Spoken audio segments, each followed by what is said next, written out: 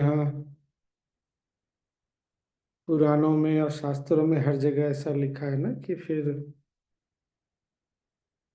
माँ ने या विष्णु जी ने या नारायण जो भी या शिव जी ने असुर का वध कर दिया। अब अगर ऐसे देखें तो लगता है हाँ, सिंपल। लेकिन बात वही है कि कल जैसा हमने देखा, जो सर्वव्यापी है तो सबका वध वही करता है, सबका पालन पोषण भी वही करता है।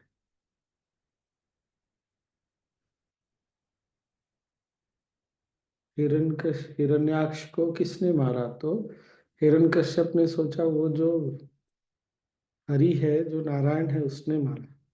मारा तो उसी ने, बात तो सही है जो भगवान श्री कृष्ण बोलते हैं गीता में कि तुम क्या मारोगे और तुम क्या करोगे, सब तो मैं ऑलरेडी कर चुका हूँ।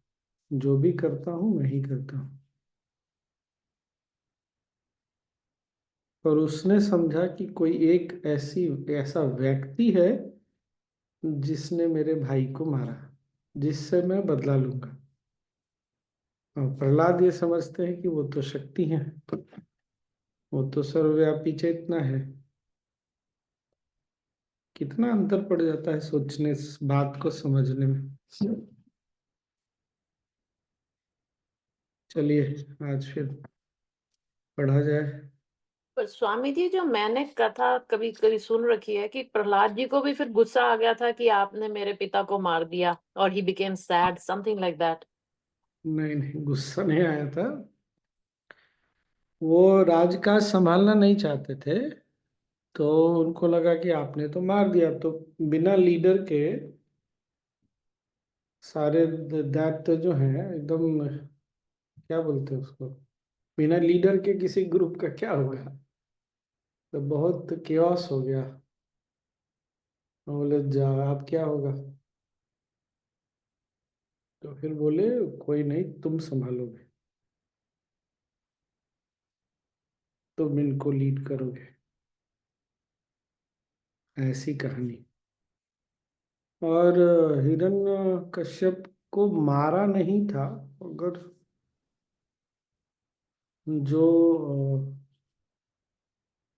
अगर गुरुदेव को भी हम सुनेंगे ना, तो गुरुदेव बोलते हैं कि सारे अवतारों में सबसे कम अवधि समय के लिए कोई अवतार थे तो वो नरसिंह अवतार थे। कोई फॉर्म नहीं था, बहुत तेज शक्ति का पुंज था। Very intense form of energy, जैसे हमको आंख बंद हो कैसा लगता है, तो उसी में हिरण्यकश्यप का पूरा बदल गया। पर फिर उसने सब छोड़ दिया। और बहुत इंटरेस्टिंग है, ऐसा कहते हैं कि पेट फाड़ करके लीवर निकाल करके उसको पूरा ऐसे गले में लपेट लिया। तो मैं सोच में पड़ा हुआ, लीवर, लीवर है अग्नि का स्थान। तो अग्नि के कारण किसी का लीवर खराब होता है तो दिमाग, हाँ हाँ, हमारे यहाँ कहावत भी है, किसी का दिमाग खराब होता है तो बोलते हैं अरे इसका लीवर ठीक है कि नहीं, जाओ जाके लीवर चेक करो। कुछ ऐसे ही चक्कर होगा। तो थोड़ा और सोचना पड़ेगा, तब बात समझ में आएगी।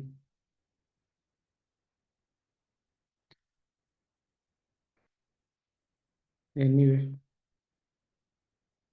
पढ़ा जाए। आज क्या पढ़ा जाएगा? प्रवृत्ति और प्रभाव। Tendencies and influences.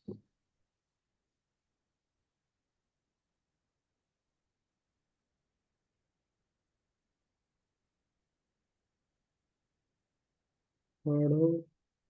और जीवन दो तत्वों पे चलता है, आंतरिक प्रवृत्तियां और बाहरी प्रभाव। आंतरिक प्रवृत्तियां तुम्हारे व्यवहार और मनोवृत्ति की रचना करती है, जबकि बाहरी तत्व तुम्हारे मन पर प्रबल छाप छोड़कर उसे प्रभावित करते हैं।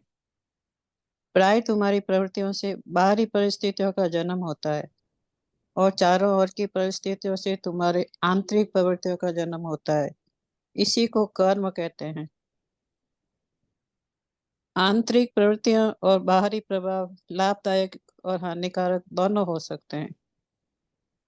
केवल सजगता ही इन बाहरी नकारात्मक प्रभावों को अलग कर सक देती है। केवल सजगता ही अस्वस्थ आंतरिक प्रवृत्तियों को ठीक करती है और मिटाती है। इस सजगता को ज्ञान कहते हैं। तुम्हारी शिक्षा का उद्देश्य इसी सजगता को विकसित करता है, जिससे तुम अपनी प्रवृत्तियों और प्रभावों को चुन सको। उत्कृष्ट चेतना के बिना बाहरी प्रभाव और आंतरिक प्रवृत्तियों का विरोध करना असंभव है। वह धीरे धीरे या फिर अकस्मात भी हो सकता है, और इस प्रकार मनुष्य के पास स्वेच्छा से कर्म करने की स्वतंत्रता और भाग्य दोनों होते हैं। मुक्ति तब होती है जब तुम अपनी प्रवृत्तियों और प्रभावों पर नियंत्रण हो। केवल सजगता और पूर्ण भक्ति से इसे प्राप्त किया जा सकता है। जय गुरुदेव।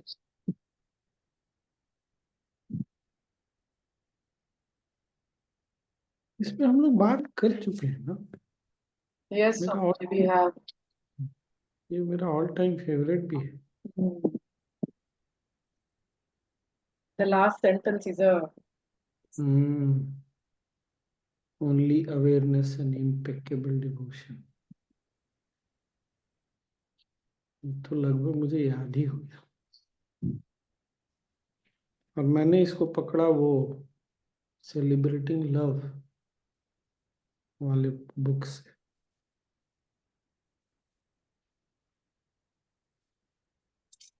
क्या बात किया जाए, तो ऑलरेडी बात कर चुके।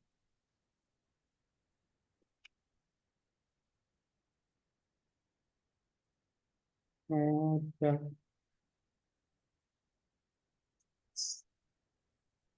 आज मैं और सुधा जी बात कर रहे थे, तो मैं यही बोल रहा था कि हमारी प्रवृत्तियां ऐसी होती है ना, तो फिर क्या करेंगे, हमको पता भी नहीं चलता। प्रवृत्तियों के कारण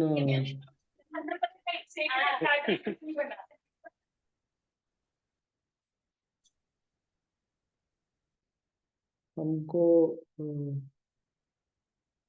आसपास भी चीजें भी ना वैसे ही दिखती हैं। आसपास की चीजें हमारी प्रवृत्तियों को वैसे ही हवा देती रहती है, बढ़ाती रहती है, और फिर बहुत सौभाग्य होता है कि हमको सजगता रहे कि हम इससे निकल सकें। जैसे एक दिन यही बात हो रही थी। आज किस बात पे बोला था सुधा जी मैंने?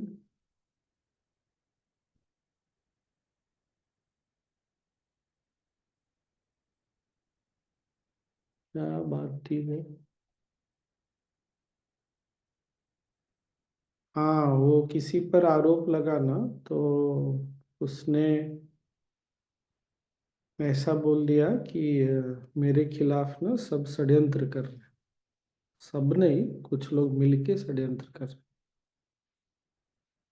तो मुझे यही दिखा ना, और मुझे बार बार यही दिखता है कि ऐसा बोल के ना, हम जिस कोई एक व्यक्ति तो बचना चाह रहा है, बाकी लोग जो उसके साथ जुड़ते हैं ना, जो इस बात पर विश्वास करते हो, इसलिए ना, क्योंकि एक तो ये है कि हमको ना ये विक्टिम कॉन्शियसनेस में रहना बहुत अच्छा लगता है। मैं गलत नहीं हूँ, मैं तो बहुत अच्छा हूँ, मेरे खिलाफ सब लोग मिलके षड्यंत्र करते हैं।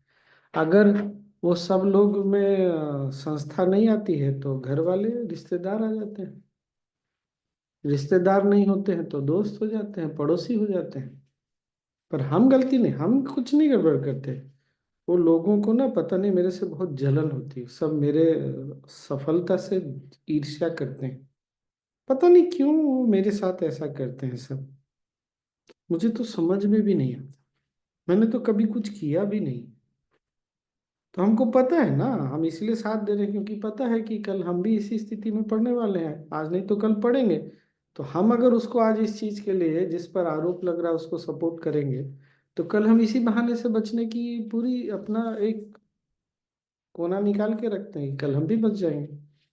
देखो, उनके साथ हुआ ना, उनके खिलाफ षड्यंत्र हुआ, मेरे साथ भी हो रहा है। यहाँ लोग जलते बहुत हैं, प्रगति नहीं देखना चाहते लोग। अरे अपने ही लोग नहीं देखना चाहते, क्या करे, दुनिया ही इतनी बुरी हो गई आजकल, लोग किसी की तरक्की ही नहीं देखना चाहते। बच गए। सुविधाजन यही है, इंटरनल टेंडेंसीज, आंतरिक प्रवृत्तियां। और बाहर में कुछ होता है, वो समझ में आए ना दोनों का कनेक्शन कैसे बनता है, और दोनों एक दूसरे को हवा देते रहते हैं। वो अग्नि जल रही है और बढ़ रही है, बढ़ रही है, और बस।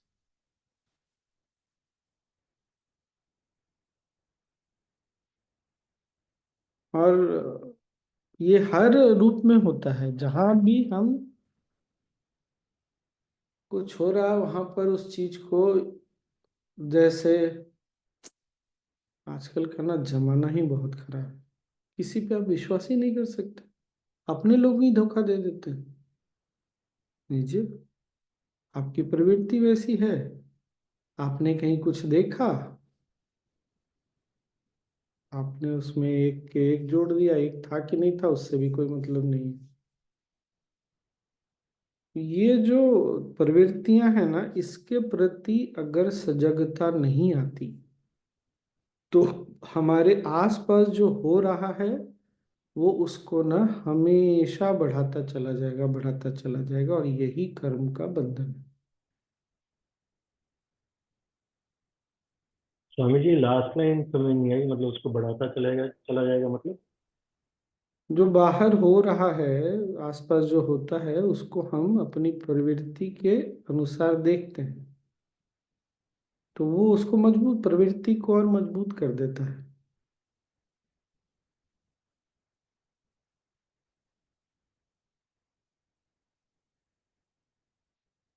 हाँ, ये सच में ना, ये आश्रम में सिक्योरिटी वाले ना बहुत मिसबिहेव करते हैं सबके साथ, जाने भी नहीं देते। देखो,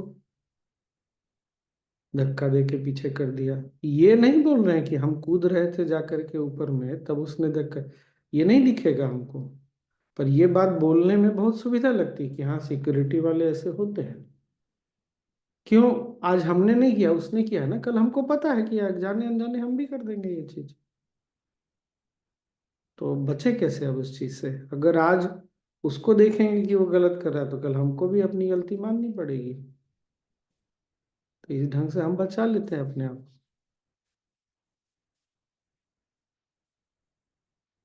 को। वही, अब ना, ये आज डिस्कस करते करते समझ में आ रहा हो, जो हमारा पार्ट वन प्रोग्राम, जो भी हम लोग टीचर हैं, विक्टिम कॉन्शियसनेस और क्या दूसरा, कल्प्रिट कॉन्शियसनेस, हिंदी में क्या बोलते हैं इसको? पीड़ित और दोषी। पीड़ित और दोषी। कितना बड़ा खेल खेलता है ये। और आप गलती से कहीं पर ये चीज एक, जिस संगति में बैठे हैं उसमें बोल दीजिए कुछ भी इस तरह का, उसके बाद देखिए सब अपनी अपनी कहानी ना उसमें ऐड करते चले जाएंगे। देखा है ना ये चीज? और फिर यही यही कैसे अंदर की चीजें बाहर की परिस्थितियों को आकर्षित करती है, और कैसे वो आपके अंदर की प्रवृत्तियों को और मजबूत करती है। आप एक कंप्लेन करिए कि और कुछ नहीं तो टेलीकॉम सर्विस प्रोवाइडर कितना प्रॉब्लम कर, उसके बाद देखिए सब अपने अपने प्रोवाइडर का कुछ ना कुछ कंप्लेन निकाल के ले ही आएंगे। एक तो शिकायत करने की प्रवृत्ति, दोष देखने की प्रवृत्ति, समझ में आए ना, सब मिला जुला करके हवा मिलता रहता है और वो और बढ़ता जाता है, बढ़ता ही जाता है। हम ये भी नहीं देख पाते कि कोई जानबूझ के हमारे साथ ऐसा नहीं कर रहा है। अब कोई कर भी रहा है तो उसके मति को दोष देना चाहिए। ये आंतरिक प्रवृत्तियों का और इसका संबंध जो है ना बहुत जबरदस्त है। और ये वाला लाइन अगर हमेशा याद रखिएगा, इसमें एक लाइन है इंग्लिश में,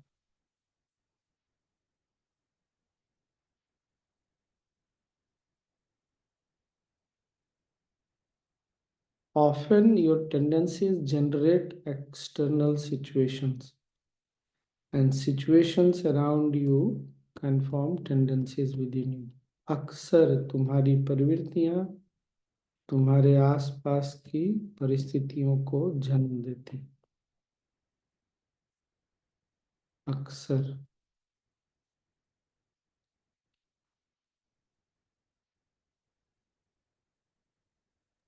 ये स्वामी जी, क्या? आंतरिक प्रवृत्ति और बाहरी प्रभाव, ये दोनों में फंसे तो कर्म बनते चला जाता है ना। और इसका सॉल्यूशन सजगता है, वो ज्ञान, ज्ञान ही है।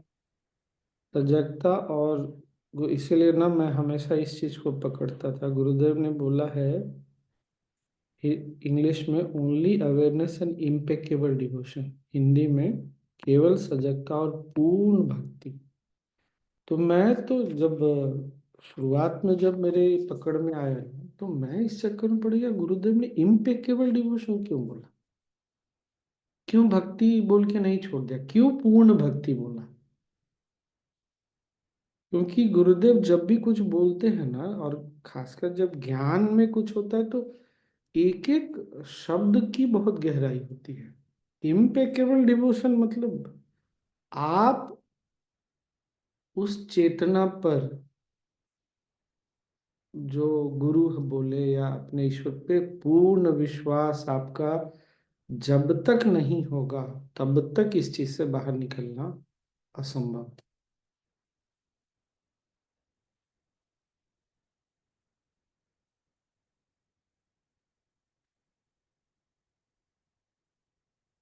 स्वामी जी जो लिखे हैं कैन ब्रिंग दिस फ्रीडम का मतलब मुक्ति या दोनों से मुक्ति, दोनों से बाहर निकलने का।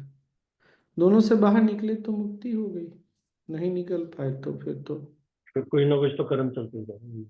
हम्म। और कोई भी हम में से ये स्वीकार करने के लिए नहीं तैयार होता कि हमारे आसपास जो हो रहा है ना, उसकी जड़, उसके जड़ में हम बैठे हैं, हमारी प्रवृत्तियां बैठी हैं। और हमारी प्रवृत्तियों का जड़ हम स्वयं हैं। ये दोनों चीज नहीं देखना चाहते हम।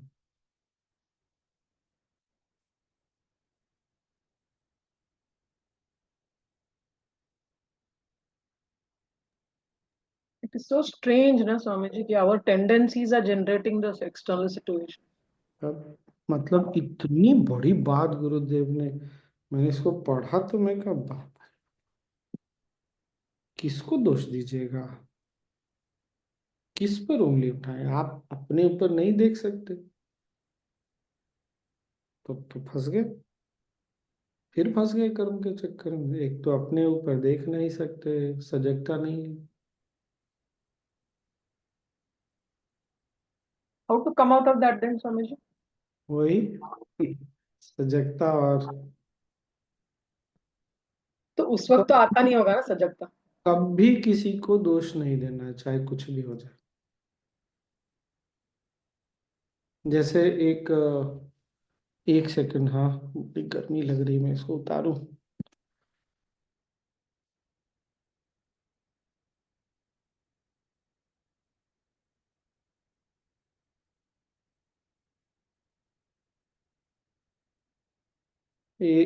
एक ना वो कोई हॉलीवुड की मूवी होगी, मैंने देखा नहीं उसका, छोटा सा क्लिपिंग देखा है कि वो दो लोगों के बीच में बातचीत हो रही है कि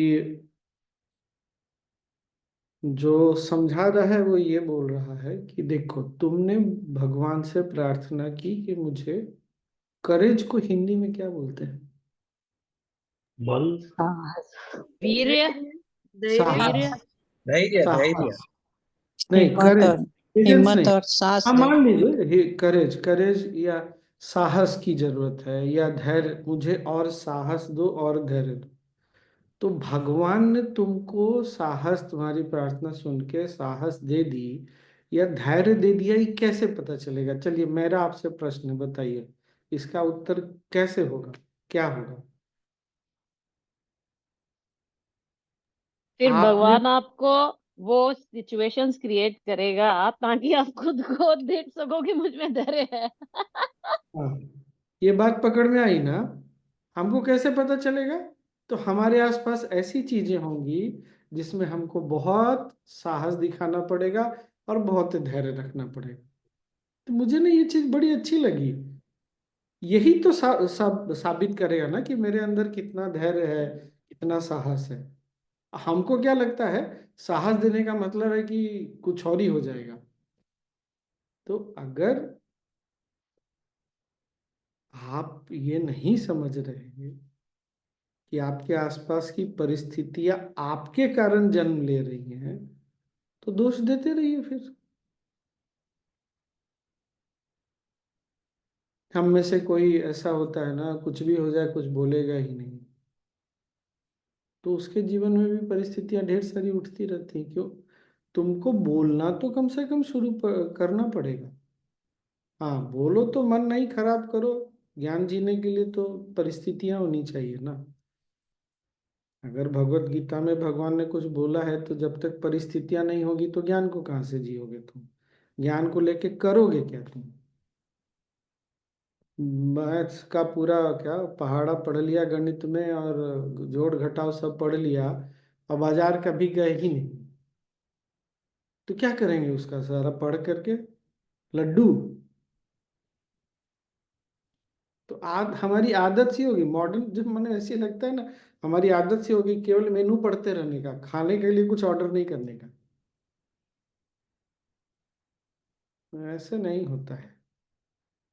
आपने भगवान से बोला कि प्रभु मेरे को कुछ, आप मुझे मुक्त, मैं तो हंसता था जब योग वशिष्ठ में मैंने ना ये, आपने गलती से भगवान को, गुरु को बोल दिया, गुरुदेव मुझे ना मुक्ति चाहिए। अरे तो तुम जहां फंसे हो उससे निकालना भी तो पड़ेगा तुमको। तो जहां तुम फंसे हो वहां से निकलने के लिए पहले तुमको देखना तो पड़ेगा तुम कहाँ फंसे हो। तो जब निकलता है तो बहुत चुभता है। अगर मन पैसे में अटका है, तो या तो तुम मन को पैसे से निकालो, या पैसा ही तुमको छोड़ के चला जाए। उसके बाद हाय तौबा, हाय तौबा, हाय तौबा, हाय मेरे साथ ये क्या हो गया। पर तुमने मुक्ति मांगी थी, ये तुम नहीं देखने के लिए तैयार हो, तो जाओगे कहाँ तुम? बहुत बहुत मजेदार। तो हमारी प्रवृत्तियां ही जन्म देती है, हमारी प्रार्थनाएं, हमारे जीवन में वैसी परिस्थितियां। इसलिए मैं बोलता था कि गलती से भी अगर आपने भूल के गुरुदेव से प्रार्थना कर लिया कि गुरुदेव मुझे आप मुक्त करिए, तो आप गए काम से। या तो पूर्ण भक्ति के साथ आगे बढ़िए, या रोते रहिए, जैसी आपकी इच्छा हो प्लीज वैसा करिए। यहीं पर पूर्ण भक्ति चाहिए।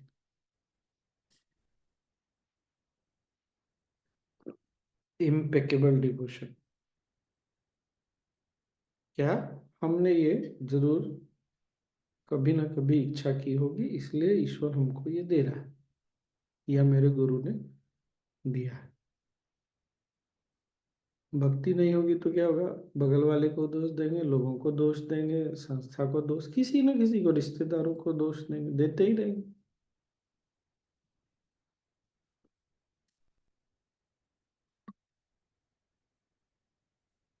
ये बात ठीक लगी? अब कुछ प्रार्थनाएं इस जन्म की हैं, कुछ प्रार्थनाएं पिछले जन्म की हैं। गीता का सारा ज्ञान मिल गया, जीवन में कोई चुनौती आया नहीं, तो भगवान बोले अच्छा ठीक है, जाओ, फिर से जाओ, अगले जन्म में चुनौतियों को के साथ गीता का ज्ञान जी के देखो। अब आए तो पता चला जीवन में चुनौतियां ही चुनौतियां हैं। अर्जुन के जीवन में, पांडवों के जीवन में, कौरव अपने भाइयों ने सारी समस्या उन्होंने ही पैदा की ना। और भाइयों ने पैदा की, गुरु उसके उनके साथ बैठे हैं, भीष्म पितामह उनके जिनके गोद में पले बढ़े हैं वो बैठे हैं उनके साथ, ताऊ जी बैठे हैं, बड़े पापा जो भी। तो गीता का ज्ञान जियो तो अपने लोगों से ही कब जियोगे? स्वामी जी, इसमें एक बात कहूँ। जैसे आप ये जो कह रहे हैं, तो इस पे ये भी तो एप्लीकेबल है कि जो पांडवों ने देखा वो उनके अपने कारण ही, अपने कर्मों के कारण ही उन्होंने देखा। ये भी तो, जैसे अगर देखा। मेरे साथ जीवन में जो भी हो रहा है मेरा अपना ही किया हुआ कर्म है, तो द सेम इज बात केवल कर्म की नहीं है, बात है कि गुरुदेव ने क्या बोला, आपकी जो प्रवृत्तियां हैं वो आपके आसपास परिस्थितियों को जन्म देती, अक्सर, हमेशा नहीं बोला, अक्सर बोला। तो अगर मेरी प्रवृत्तियां मेरी परिस्थितियों को जन्म दे रही है तो इसका मतलब कुछ तो यहाँ है अंदर में। वो क्या है दिखता नहीं, लेकिन अब इसके प्रति सजगता, पहली चीज स्वीकार करना, और दूसरा चलो ठीक है, हमने जैसे ही वो इस सजगता वाले भाव में और भक्ति में आते हैं ना, सोचिए हम जब ये कोई भी व्यक्ति ये स्वीकार कर रहा है कि मेरी परिस्थितियां मेरे कारण हैं, तो हम कितने शक्तिशाली हो। दैट्स करेक्ट, सही बात है।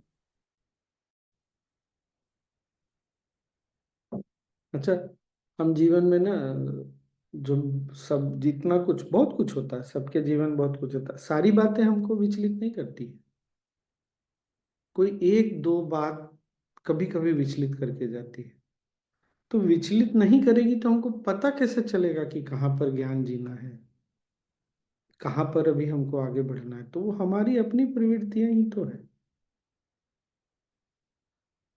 मैं भी यही कह रहा हूँ कि अब युधिष्ठिर ने युद्ध क्रीड़ा करने का मन हुआ, चलो कोई बात नहीं, चलो कोई बात नहीं। नहीं नहीं, वो ऐसा नहीं है, वो करने का मन नहीं हुआ था। जब महाभारत, हमको जो महाभारत या रामायण पता है ना, जब दूध कीड़ा की बात आती है ना, तो दो तीन चीजें समझने की है। युधिष्ठिर ने पहले मना किया था, ठीक है। दूसरा ये कि इन लोग क्षत्रिय थे।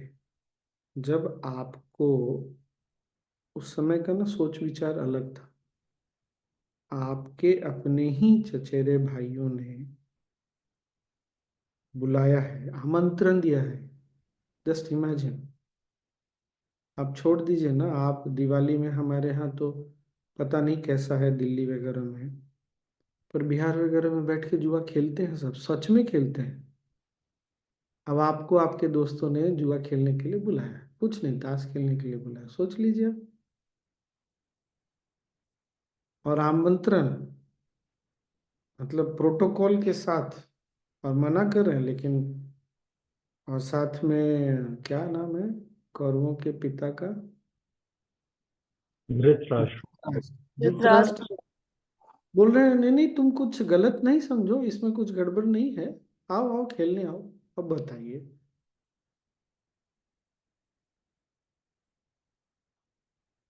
तो लेकिन हाँ, युधिष्ठिर ने गलतियां तो की, बिल्कुल की थी, लेकिन परिस्थितियां बहुत अजीब थी। आज हमारे एक टीचर बता रहे थे, बड़े, उनके पिता बहुत हाई पोस्ट पे हैं कंपनी में, एक तरह से पूरी फैक्ट्री के इंचार्ज वही हैं। अब उनका ट्रांसफर हो गया, नई जगह गए तो दोस्त बने सब लोग, कभी पिया नहीं, कभी खाया नहीं। तो खाते तो अभी भी नहीं है, पर दोस्त लोग बुलाता है और प्रेशर नहीं पीने पे ताना मारता है। क्या क्या ताना हो सकता है सोच लीजिए यार। आयु 50 वर्ष से अधिक है, प्रेशर में आके पीते हैं। तो स्वामी जी, वो तो जब मैं यहाँ शादी करके आई थी, my father in law used to insist that I drink wine, and he would actually get angry if I didn't drink. So in the beginning I had to. That's what I'm saying। तो हाँ ठीक। वो पंजाबियों का ये बहाना मुझे पता है, कोई बात नहीं है। आपने किस बहाने से पिया वो इम्पोर्टेंट है, ठीक है ना? वो पता है, पता है। तो बात ये है कि अब प्रवृत्ति तो आप ही की है, आप वो स्किल यूज नहीं कर पाए। अरे मैं जब कॉलेज में था तो मेरे क्लास में मेरे को छोड़ के और एक और लड़के को छोड़ के कोई ऐसा नहीं था जो सिगरेट नहीं पीता होगा और शराब नहीं पीता था, सब। अब हम बच गए क्योंकि थोड़े जिद्दी निकल गए, इसलिए बच गए, नहीं तो पक्का पी लेते। तो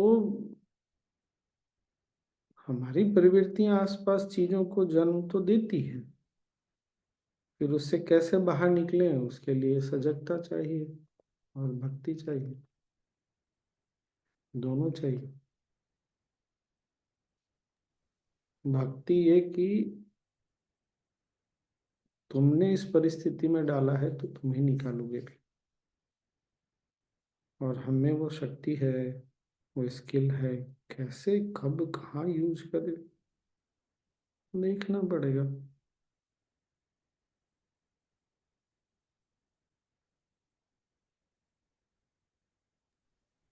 स्वामी जी, अभी ये जो कॉलेज के बहुत सारे लड़के लड़कियां ड्रग्स वगैरह बहुत ले रहे हैं, बहुत कॉमन हुआ है।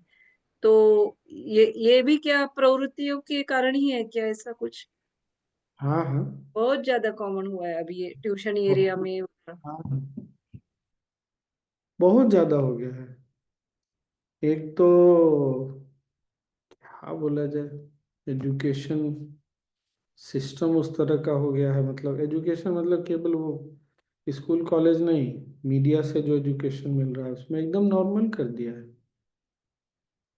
आपके साथ कुछ गड़बड़ नहीं, आप कुछ गलत नहीं कर रहे अगर आप पीते हैं, ड्रग लेते हैं तो। अभी तो एक लड़कियों में भी इतना कॉमन हुआ है स्वामी जी, सब कुछ बहुत। 15 साल के बाद तो इतना सुनने को भी कैसे तो लगता है अभी। हाँ बहुत। एक अपनी टीचर है, मेरे को बहुत मानती थी। पता है क्या, एक दिन दोस्तों के साथ जा रहे हैं, थोड़ा सा पी लूं, क्यों मैंने आज तक कभी पिया नहीं, बस केवल चखना है। मैं कहा तू बोल क्या रही है? नहीं, माँ पापा ने भी बोल दिया हाँ थोड़ा सा पीने में क्या दिक्कत है। मैं कहा बोल क्या रही हो तुम? एक तो डर भी गया मैं, बाप रे बाप, ये क्या बात कर रहे भाई इस तरह से। माँ पापा ने बोल दिया हाँ थोड़ा एक दो पैक पीने में क्या गड़बड़ है, कभी चखना तो चाहिए, ये तो दुनियादारी है, सब तो करना चाहिए। मैं कहा बाप रे, कैसे उसको रोका मैंने, मैं ही जानता। मैं कहा मैं जनरली गुरुदेव का नाम यूज करके किसी को इमोशनल नहीं करना चाहता, लेकिन मैंने उसको बोला कि गुरुदेव ने पब्लिकली बोला है। खैर नहीं पिया उसने, सांस तो मेरी अटक गई कि जाके ये सच में पिएगी, एक पैक पियो चाहे 10 पैक पियो। अरे तुमने पिया ना, तुम्हारे सिस्टम पे क्या उसका असर पड़ता है, क्या करें, ऐसे ऐसी तो सबकी धारणा हो गई है। हाँ हाँ, क्या दिक्कत है, पी लो। ये हमारे लिए बहुत बड़ी बात है, लेकिन जो अभी नेक्स्ट जनरेशन आ रहे हैं ना, उनके लिए बहुत कॉमन है स्वामी जी, बहुत छोटा लगता है उनके लिए ये सब कुछ। बहुत।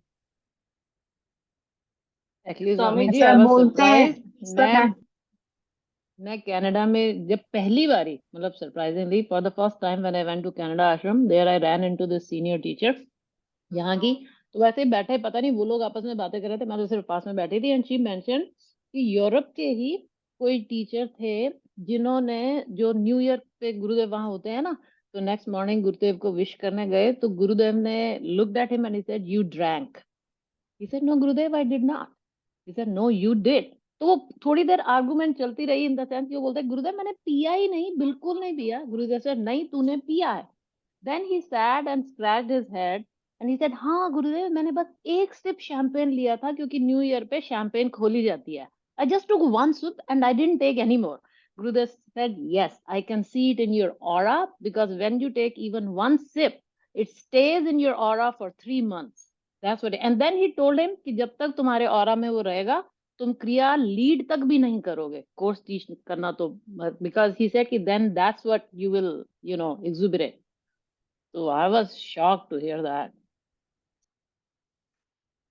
स्वामी जी, आप जब हम्म, योग वशिष्ठ लेते थे तभी एक सेंटेंस जो है मैंने सामने कपबोर्ड पे लिख के रखा है कि पूर्व जन्म का जो बंधन रहता है वो अपना पीछा करते रहता है और हमको देखना है कि कौन से अच्छे कर्म है हमारे साथ में, उसका ये करके उसके पीछे जाना है, ये हमारे हाथ में. और ये सेंटेंस में आपने बहुत ध्यान देने को बोला था, तभी वो 3 दिन का योग वशिष्ठ लिया था तभी. ये पूर्व जन्म में हम लोग ने जो किया है उसका ये थोड़ा बीज जैसे रहता है, वो बीच बीच में ये जन्म में आ जाता है और हमारा कॉन्शियसनेस हमें ही टेस्ट करता है ऐसे कि उधर से बाहर आए नहीं है. करेक्ट. स्वामी जी, आज की बात सुन के एक और योग वशिष्ठ की बात याद आई. आपने कहा था कि अभी का जो है सिनेरियो, आप उसको भारत के कर्म को आप अभी के एफर्ट से काट सकते हैं. वही उस पर अवेयरनेस की मेरे ख्याल से बात होगी, राइट? अवेयरनेस और डिवोशन वाली बात. Yes yes.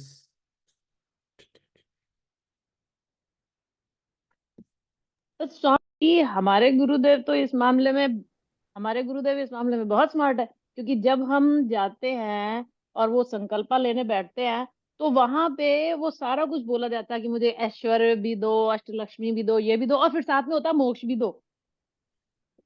मतलब that is also added. So that means he looks at it in a different way कि हाँ तुम मुझसे मोक्ष भी मांगो पर बाकी सब कुछ भी दुनिया में भी ऐश करो. That's actually that cot my year ऐसा लास्ट टाइम.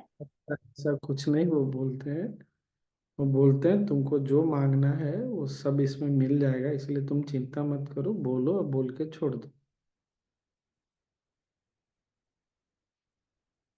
ऐसा नहीं बोलते कि सब. ऑब्वियसली गुरु के पास आते हैं तो समृद्धि वैसे ही बढ़ती है. पर समृद्धि केवल पैसे की समृद्धि थोड़ी होती है. मन बड़ा होना चाहिए.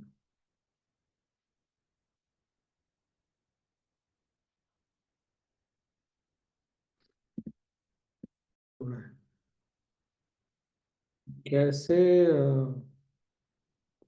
हम क्यों वैसा व्यवहार करते हैं जैसा व्यवहार कर रहे हैं? क्योंकि हमारी प्रवृत्तियां वैसी हैं.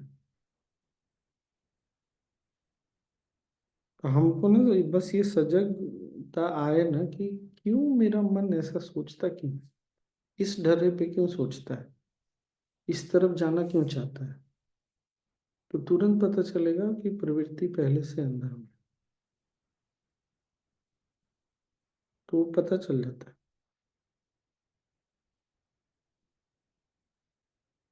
जैसे कहीं स्वामी जी मन अटक जाता है तो इसको भी यही बोलेंगे ना कि हमारी वैसी प्रवृत्ति है जो कि अटक रहा है, नहीं हाँ, अटकता है. उस तरफ जाने की प्रवृत्ति पहले से है, इसीलिए उधर जा रहा है वो. जा तो रहा है पर अटकता भी है ना. और दोनों, वो जाना अटकना एक ही चीज है ना. उधर जाने का मतलब ही है कि पहले से वो है, हमारे अंदर है वो. मतलब एक कि हम छोड़ नहीं पा रहे हैं, वो भी एक हुआ स्ट्रॉन्ग, है ना. हम्म. हम्म. और एक है कि चलो है देख लिए आगे बढ़ो, वो चीज. हम्म, देख लिए. हम्म. बहुत बार हमको वही सजगता नहीं रहती ना तो समझ नहीं आता है.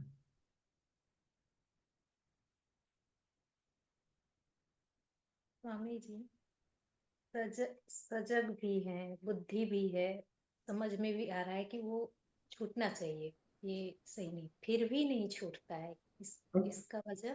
जो नहीं छूटता है उसके लिए परेशान नहीं होना, वो गुरुदेव ने बोला है ना, वो मैं देख लूंगा। अगर तुम नहीं कर पा रहे तो मैं देख लूंगा। इसीलिए तो गुरु चाहिए, जो हम कर स्ट्रॉन्ग सकें, से जो कर स्ट्रॉन्ग सकते से हैं उसके थोड़ा लिए फील गुरु नहीं तो चाहिए। हुआ, लेकिन एकदम पूरी तरह से छूटना, जबकि ये मन निकल बिल्कुल गए, इसीलिए फिर। मैं बोल रहा हूँ, इसीलिए हमको गुरु चाहिए। तो गुरु, और बाकी छोटे छोटे कामों के लिए गुरु की जरूरत थोड़ी है। वो हम भले उपयोग करते हो कि आज पराठा बहुत अच्छा बन जाए, वो बात अलग है, लेकिन उसके लिए गुरु की जरूरत नहीं होती। गुरु की जरूरत होती है कि हमने चार लोगों से हम बात नहीं कर पाते, इतनी शक्ति दीजिए कि बात कर सके, वहां पर जरूरत पड़ती है। जो हम नहीं कर सकते वहां पर, ये सब चीज, छोटी मोटी चीजें तो कर ही लेते हैं। नहीं इसलिए स्वामी उस जी, चाय कभी भी नहीं नहीं छूटती है ना। है। चाय भी तो नहीं छूटती है। हाँ, वो छोड़ो अभी सब बात। चाय नहीं छूटती है। मेरे जैसा आदमी जब मीठा खाना छोड़ सकता है, तो किसी का भी चाय छूट सकता है। कौन सा ऐसा इतना मीठा भी बहुत पसंद था, तीखा खाना, मिर्च, तो इतना सब छूट गया इतना, तो फिर कुछ भी छूट सकता है। ऐसा कौन सा बहुत बड़ा चीज है?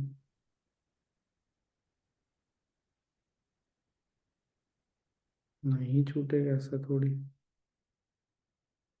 वैसे चाय को उतना बड़ा इशू नहीं बनाना, केवल इतना ध्यान रखना खाली पेट नहीं पीना। खाली पेट तो एकदम जहर की तरह काम करता है।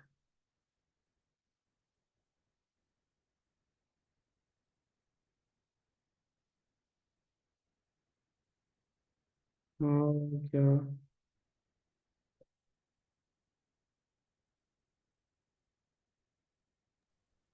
स्वामी जी एक बात पूछ रहे हैं कि शंकराचार्य का उम्र तो बहुत कम था, 8 साल। उनको तो मिला था 8 साल का ना उम्र। 8। 32। 32 years का। आठ, 8, 16 एंड 8 देन साल 30। में तो घर छोड़ दिया था। वो 32 ऐसा तक। ऐसा होता है ना कि हमने बात किया, गुरुदेव ने बताया है ना कि गुरुदेव बोलते हैं ना कि जब भी कोई आत्मा जब शरीर धारण करती है तो उसको 4 मौके लगते हैं शरीर छोड़ने के। अगर पहले अटेम्प्ट में ही छोड़ देता है तो बोलते हैं बहुत जल्दी उसकी मृत्यु हो गई। तो उनको 8 में भी मिला था शरीर छोड़ने का, जो हमने देखा, 16 में भी मिला था, फाइनली 32 में, चौथे में छोड़ ही दिया उन्होंने।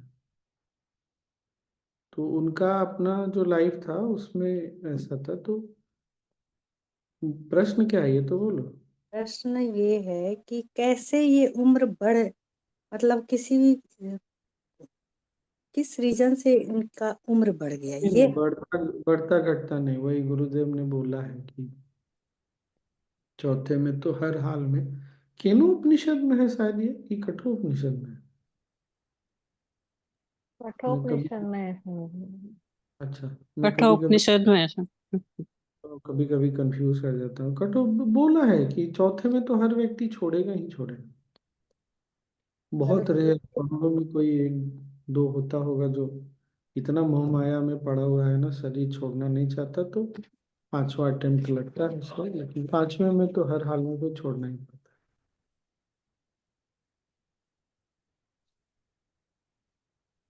मतलब किस रीजन से नहीं छोड़ पाता, यही मोह माया की वजह से है। पहले में, रीजन। हाँ पहले हाँ, में पहले में दूसरे में। पहले में तो आत्मा को लगता नहीं कि अभी सभी शरीर छोड़ने का समय है। अच्छा। दूसरे में भी लगता है नहीं छोड़ने। किसी किसी का होता है, पता नहीं क्यों उसको ऐसा लगता है, तो बहुत जल्दी छोड़ देता है। फिर उसको लगता है कि नहीं, पता नहीं, मैं आऊंगा, फिर से आऊंगा, दूसरे शरीर में आऊंगा, ये वाला शरीर में बात नहीं बन रहा, कुछ इस तरह से उसके अंदर भी भावना जागती है। तो अपने ये स्वामी और भी कारण होते होंगे, कार्मिक जो भी है। तो ये किस में मिलेगा मेरे को सही से जानकारी, हमको जानना है। तो इतना सारा कारण तुम कैसे जान लोगे कि क्यों ऐसा है? मतलब जैसे गुरुदेव बोले हैं क्या ऐसा कुछ हाँ, बोले हैं तो। है कठोपनिषद ये में? कठोपनिषद में है, गुरुदेव ने बोला है। अच्छा। स्वामी जी, मैं नूतन जी के प्रश्न को आगे पढ़ाता हूँ। ये विलक्षण प्रतिभाशाली लोगों के साथ होता है, या मुझे कैसे पता चलेगा मेरे 3 अटेम्प्ट हो गए कि नहीं? पीछे मुड़ के देखिएगा ना तो दिख जाएगा। कुछ लोगों के साथ बहुत क्रिटिकल सिचुएशन आता है कि नॉर्मली उस समय बचता नहीं है कोई। कोई ऐसा एक्सीडेंट बस होते होते निकल गया। जैसे मेरा एक भाई, उसको पता है पीठ दर्द हुई बॉम्बे में। पीठ दर्द को कौन सीरियसली लेता है? बहुत पीठ दर्द हुआ। तो फिर फाइनली 2-3 दिन के बाद डॉक्टर के पास गया। एक ही दिन के अंदर डॉक्टर के पास जाने के बाद 24 घंटे के अंदर चला गया। तो कभी कभी जैसे मेरा अगर देखा जाए तो बहुत सीरियस एक्सीडेंट से निकला हूँ, बच के जितना निकला हूँ तो पता है, तो बोल सकता हूँ यहाँ। और आप और हम अभी जिस आयु में हैं तब तक में 2 अटेम्प्ट तो पक्का निकल चुके होते हैं।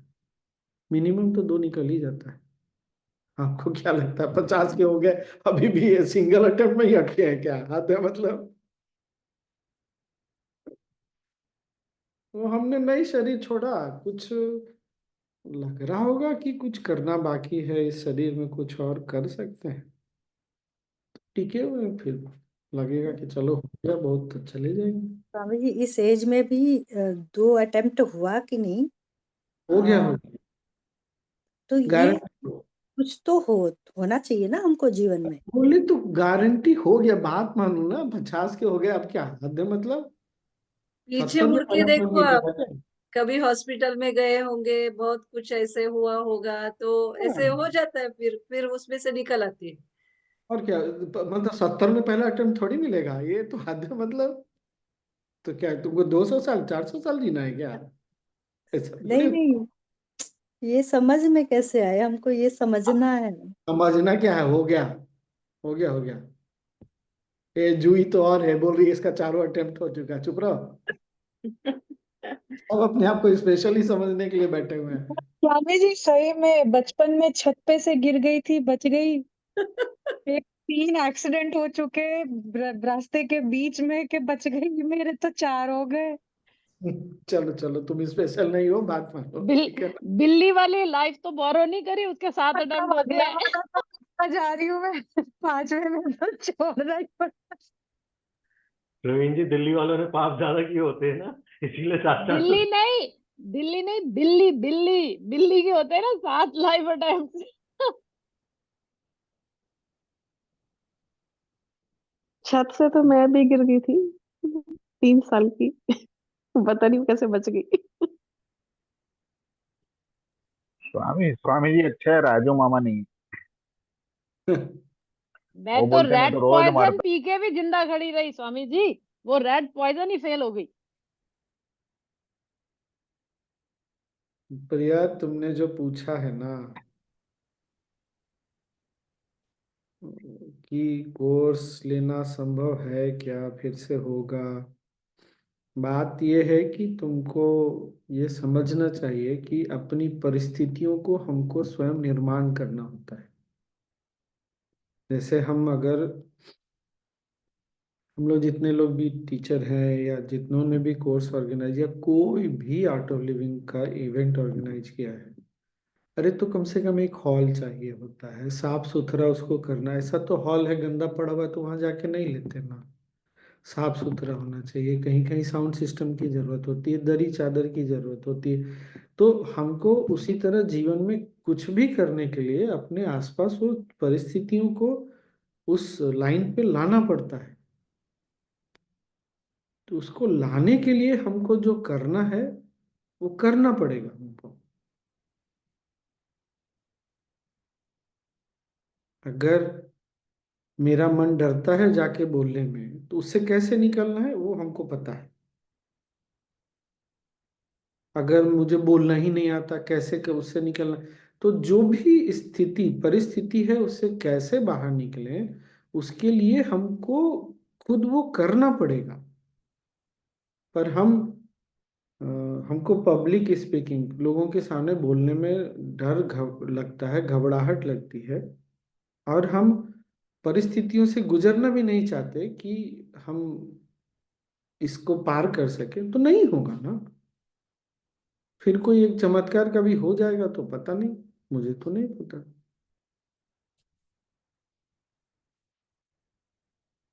अगर बहुत मतलब कोर्स ऑर्गेनाइज करते हैं तो पानी तक रखना पड़ता है हमको, कितनी सारी चीजें सोचनी पड़ती है।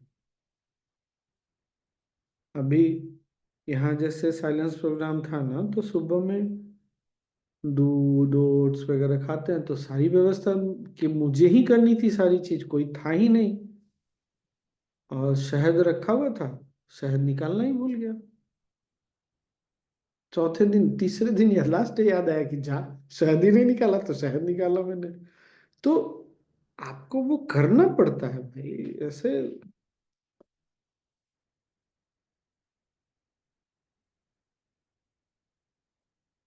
हाँ वो तो ठीक है,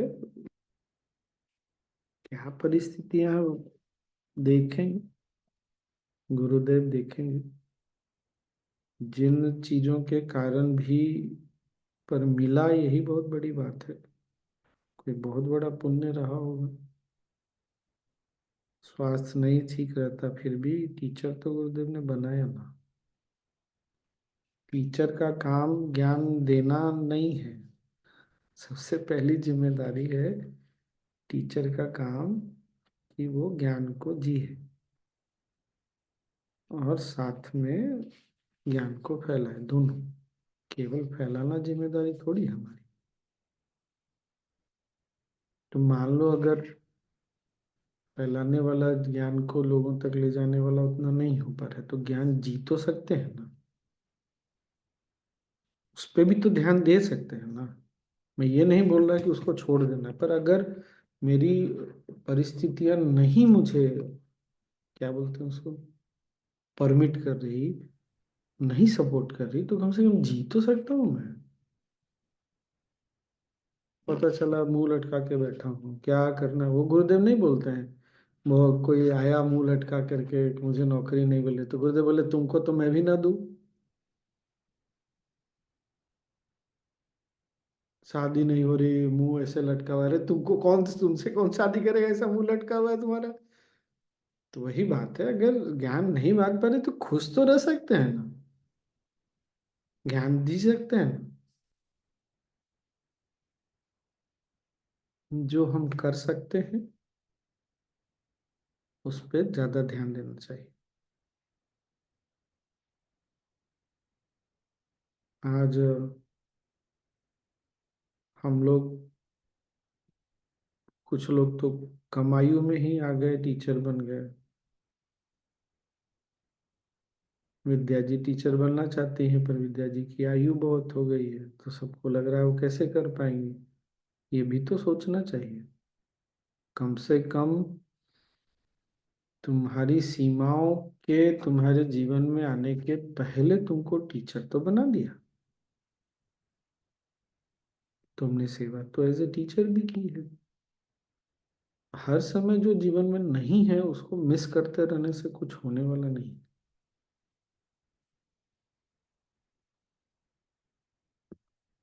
मैंने ये बताया था क्या, जो लोग बिहार के हैं वो ज़्यादा अच्छे से समझेंगे। बिहार में एक आम होता है, उसको ना बिहार में मालदा बोलते हैं, यूपी में लंगड़ा बोलते हैं। और अगर मैंने जैसे हाफूस केसर वगैरह भी खाया, मेरे से अगर पूछिएगा तो उससे अधिक स्वादिष्ट आम मैंने नहीं खाया कभी। मुझे कितने वर्ष हो गए सेवा में निकले हुए, मैंने खाया ही नहीं था कभी। एक बार तो बॉम्बे में, महाराष्ट्र में कहाँ था, लीची दिख गई तो मुझे बहुत आश्चर्य हुआ, अरे लीची, याद ही नहीं लीची। तो जो अब गया गया तो याद रहा, अरे यहाँ तो मिलेगा। तो हर जो चीज जीवन में नहीं है उसके लिए हर समय ऐसे सोचते रहना, नहीं है नहीं है नहीं है, तो उससे कुछ होता नहीं है। जब था उस समय का सौभाग्य याद भी तो करना चाहिए, या जो भी है उसका भी तो सौभाग्य याद करना चाहिए।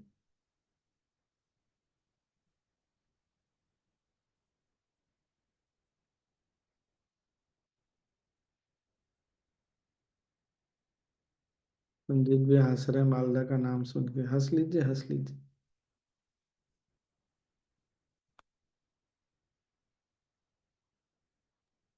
स्वामी जी, मालदा जैसा कोई आम नहीं है, दुनिया में नहीं है। हाँ, मैंने तो खाया इसलिए मुझे पता है। अगली बार गर्मी में ना सब लोग, सोनी भी बिहार में है, क्या, नीता जी भी है, संजीत भी है, सब लोग बिहार आइए। आइए बिहार में। और अगर भागलपुर का तो और ज्यादा मतलब ऐसे बिकता है, भागलपुर का ऐसे बोल के बिकता है वो, दूधिया लिटरली। मालदा। हाँ। तो आ जाइए सब लोग बिहार में, खाइए देखिए मजा लीजिए। वो सब चीज जीवन में हमेशा वैसा कभी कुछ नहीं भी मिलता है, क्या है आज। अगर कल जो हम लोग 3 4 स्वामी जी लोग यहाँ आए हैं, एक स्वामी जी से कल बात हो रही थी, तो बोल रहे थे इतने समय के बाद पहली बार तुअर दाल खाया, जस्ट सोच के देखिए।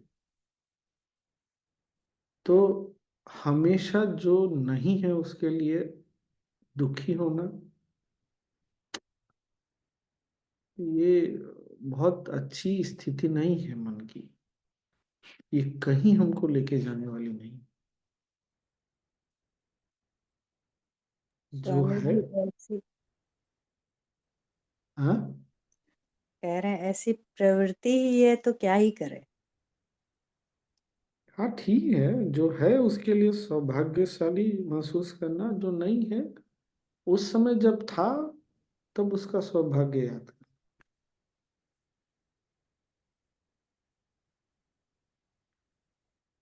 नहीं तो फिर वही है, जिस ज्ञान के लिए हम एज ए टीचर अगर मिस करते हैं कि नहीं टीच कर पा रहे और उसको जी नहीं पाए, तो क्या करें।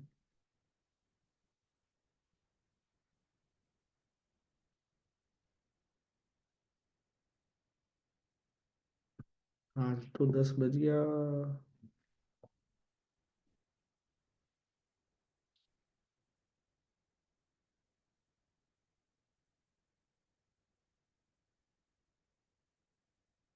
आशाएं मन को ना भविष्य में अटका के रखती है। एक ऐसा भविष्य,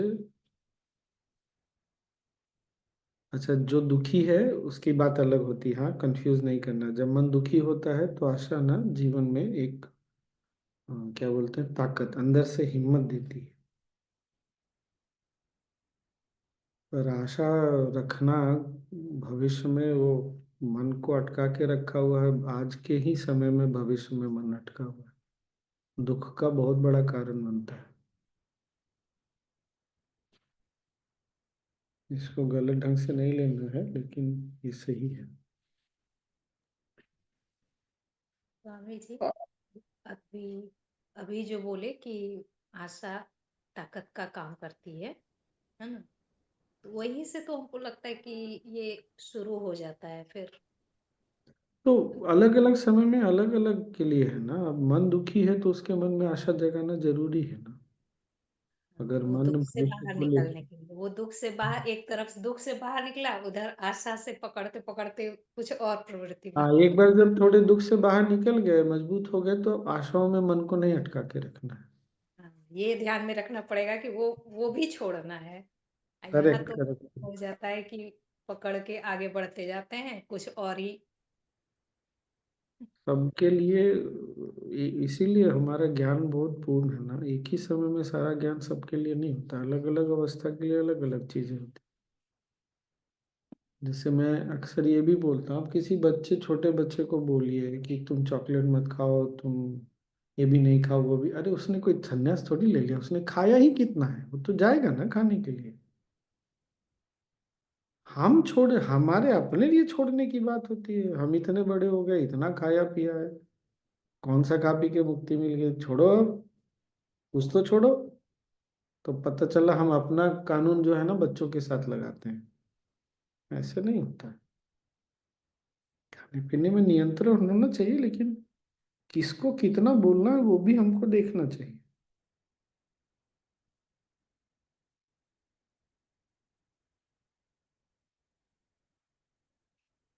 ये सब चीजों में जयश्री जी को संपर्क किया जाए, वो बच्चों के साथ एक्सपर्ट है।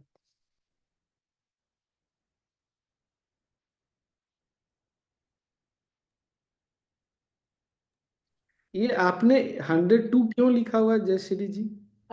वो मैंने वो डीप स्लीप का कोर्स है ना, एंजाइटी हाँ फ्री, तो वो हाँ। कोर्स लिया था, तो उस पर नंबर था 10। ओ, 108 ही लिख देते, क्या है। नहीं, वो हम 3-4 टीचर मिलके ले रहे थे, तो पार्टिसिपेंट 80 थे, तो 100 के ऊपर के सब टीचर को नंबर दे दिए। अच्छा ठीक। आप तो लेकिन कोर्स में कभी दिखे ही नहीं, हम उस कोर्स को किए।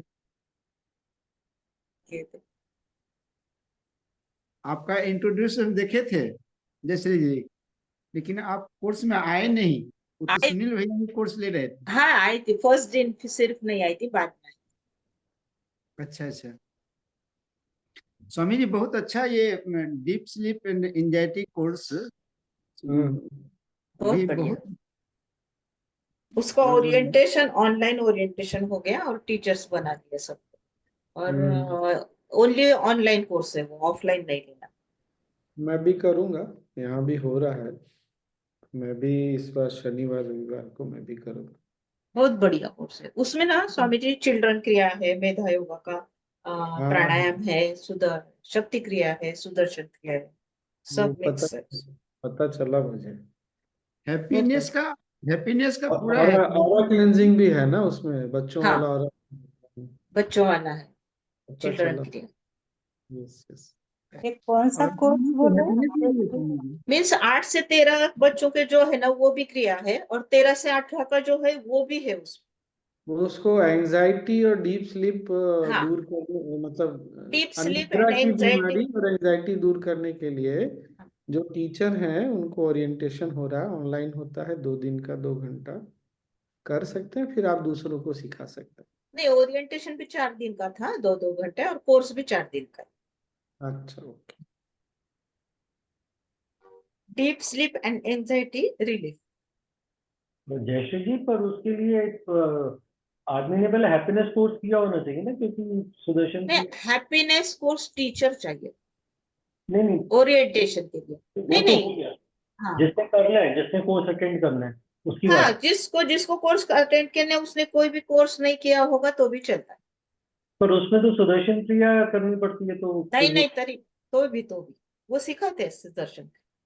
सिर्फ 3 स्टेज प्राणायाम नहीं है उसमें, बाकी भस्त्रिका के आगे सुदर्शन का। जैसे तो सहज ये समाधि को है ना 16 से ऊपर, वैसे 18 के ऊपर कोई भी कर सकता है। एंट्री लेवल कोर्स है। तो जयश्री जी ये ऑनलाइन है ना कोर्स? हाँ, ऑनलाइन है, सिर्फ ऑनलाइन। बंद करके ठीक है, दूसरी कभी होए तो शेयर कीजिएगा लिंक। Okay okay. They कौन are बोल रहा था? offering it here. Anu, they are offering it here. Birju asked in the thing. You just have to show your interest. Okay ठीक है। चले, आज बहुत देर हो गया इसलिए आज ध्यान नहीं, फिर आपको देर हो जाएगा। ये जो बोल रहे थे ना स्वामी जी अभी आप, कि अशंकराचार्य का 8-8 साल का ये जो है 4 अटेम्प्ट होते हैं, तो मैंने कहीं तो स्पिरिचुअल में ऐसा सुना था कि सोल जो होता है ना वो एक अपना प्लान लेके आता है बॉडी में। अगर उसे पता चलता है ना कि ये बॉडी या इस लाइफ में ये हो नहीं रहा जो वो लेके आया, तो वो छोड़ देता है। जयश्री जी, ये ना इतना सिंपल नहीं है। और नहीं है। जो लोग बोलते हैं ना ज्यादा मत सुनिए, गुरुदेव के अलावा ज्यादा लोगों का मत सुनिए। जैसे अभी कोई एक है, वो ऐसे पॉपुलैरिटी उसका ऐसे बढ़ा है कि एक दिन मेरा थर्ड आई ओपन हो गया। लीजिए यार, यहाँ पे अपने काल ज्ञानी लोग हर दिन बैठ के बता रहे हैं, और तो उनका एक दिन थर्ड आई ओपन हो गया। तो ऐसे ऐसे ढंग से ना मार्केटिंग होता है, क्या करे क्या। हम लोगों का इंट्यूशन नहीं काम करता है क्या? करता ही है। ज्यादा ये सब गुरुदेव के अलावा ना नहीं सुनना चाहिए, इतना भटकाते हैं ना सब। अगर अपने शास्त्र में कुछ लिखा है, गुरुदेव ने बोला है, बस वही। ऐसा ही पूछ रहे थे एक्चुअली कि इसका एक स्केरी, मतलब I don't want to discourage anybody, लेकिन हमारे यहाँ टीचर था आउट ऑफ लिंक का, मेरा टीटीसी बड़ी था। तो वो जब टीचर बन गया उसके बाद फिर भी उसको ये बहुत ज्यादा आतुरता थी, तो वो बुद्धिज्म भी फॉलो करता था। बट देन बुद्धिज्म भी पता नहीं क्या, वो कहीं और ऐसे ऐसे चला गया। And then in the end Gurudev even spoke about him in गून। वो मतलब इतना जल्दी भगवान को पाना चाहता था, और उसे वो गोल्डन नाइट नजर आती थी, और ये और वो, he just could not resist it and he jumped off a bridge कि मेरे को। एक गुरु, शास्त्र गुरु की वाणी, और तीसरा अपना उस शास्त्र गुरु की वाणी से जब हम अपने मन बुद्धि को लगाते हैं, तो उससे जो अंतःस्फुरण होता है, ये तो ये तीन हमारा गाइडिंग लाइट होना चाहिए, अन्यथा नहीं, वरना बहुत कंफ्यूजन हो जाएगा।